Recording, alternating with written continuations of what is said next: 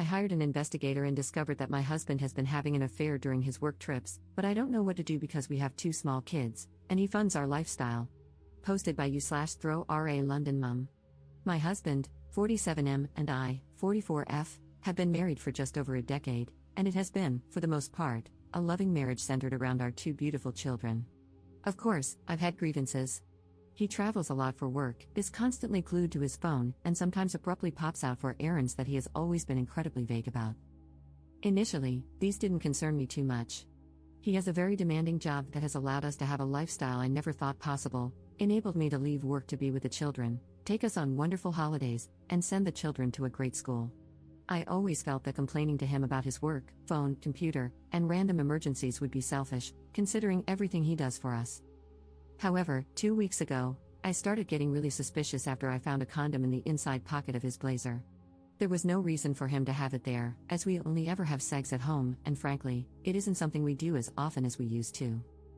This prompted me to do something I never thought I would do. I found an opportunity to get into his phone when he wasn't looking. I'm not sure what I was looking for. I first checked his photos but couldn't find anything. Then I decided to check his messaging apps, WhatsApp, Telegram, but both were password locked, which I found very odd. Only a message could be accessed, but there was barely anything there. At this point, I had a sinking feeling that something was up. Last year, a friend was in a similar situation and used a digital investigator to learn more about her absent and secretive fiancé. The investigator discovered that this man had been living a complete double life, with a long-term girlfriend in Edinburgh and, unbelievably, an entire business he had set up and was earning money from. She had no idea about the business or all the money he was making, and no doubt spending on his girlfriend. I asked for the investigator's details and requested that they pull together anything and everything they could find about my husband. The investigator spent about a week digging online and came back to me with a report that changed my life forever. I got a call from the investigator, warning me that my husband's report would be a very difficult read and that I should open it in private at a time when I would be able to process it fully. Since receiving it, I have barely been able to eat, sleep, properly take care of the kids, or speak to him, and yet he is so absent-minded that he doesn't even realize something is wrong. It turns out that my husband of over 10 years has been, 1. Having an affair with a woman 15 years his junior. 2. Financing this woman's lifestyle and her failed business venture. 3. Attending sex parties with her, where they have sex with other partners. 4. Posting in a revolting online sex forum, including pictures of his privates and details of his addiction to porn and escorts to his creepy online friends. And 5. Based on his posts online, he has clearly been spending thousands on escorts as far back as 7 years ago. I have no idea where to go from here. I don't know what to do. I have no idea how to confront him about this or if I should see a lawyer first. I know the obvious decision is to simply divorce, but our children are 9 and 7. I have loved him since we first met 14 years ago, and I know that I have a place in his heart too, in spite of these actions. If he is truly an addict, then maybe there is a way to get through this if he agrees to treatment? I am a complete mess, and I can't talk about this to anyone in person just yet. Any advice you have for me would be really appreciated. Relevant comments. Commenter. You are allowing your love of a cushy, expensive lifestyle to cloud your good judgment. You deserve better. Your children deserve a happy home, which this will never be with a parent who is any kind of addict. You will lose respect for yourself if you stay. Your peace of mind will have been sold for 20 pieces of Gucci. Get through the holidays any way you can. If your hubby becomes suspicious, blame it on holiday stress. Give your kids one last nice holiday season. Right after the first of the year, call a few divorce attorneys and interview them. Bring the investigative reports. Hire the one with whom you click the best. Follow your attorney's advice to the letter. They're an expert, that's why you hired them. Don't listen to family, friends, or strangers on the internet. Get yourself into individual therapy to help you deal with the betrayal. Have your children see a child therapist to assess whether they need ongoing care. Be kind to yourself, you've only just found out about a massive betrayal. You didn't know, but now that you do, you're taking proactive steps to defend and care for yourself and your children. Your husband is on his own.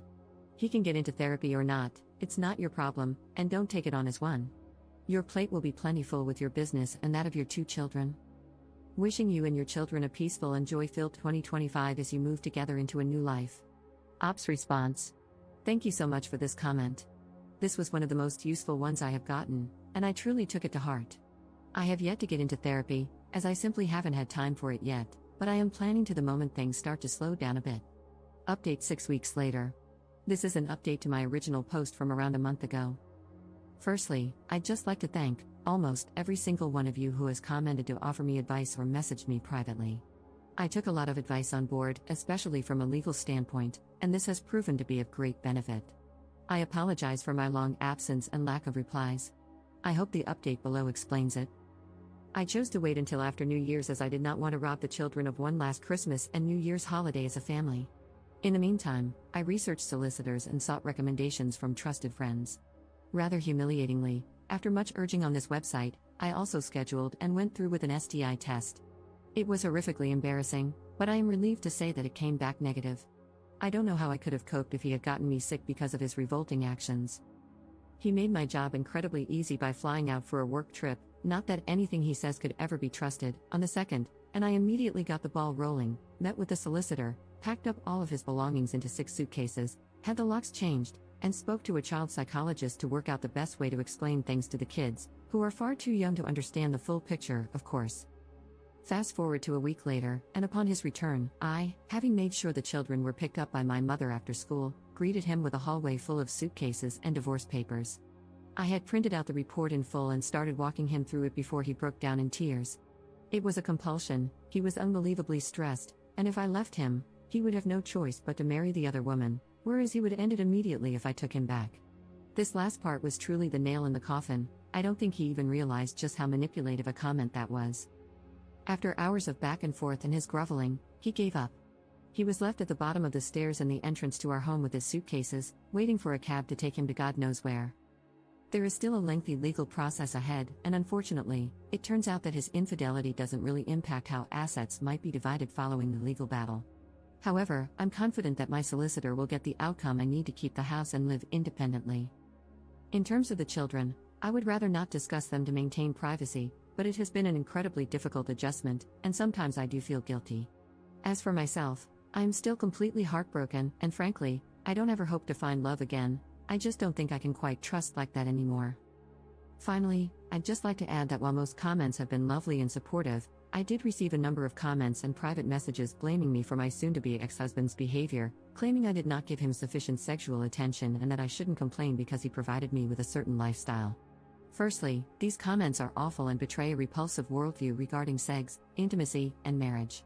Secondly, our ailing sex life was not my doing and was, at times, a criticism I myself had of our relationship, not the other way around. Thirdly, just because someone provides you with a lifestyle does not entitle them to treat you as if you're nothing, with no respect, no honesty. I would have hoped everyone would be aware of that. Up in the comments. Thanks for this. Sadly, because we are in the UK, cheating doesn't have much of an impact on divorce outcomes. However, my solicitor is among the best in the UK, and I trust that we're going to do some real damage.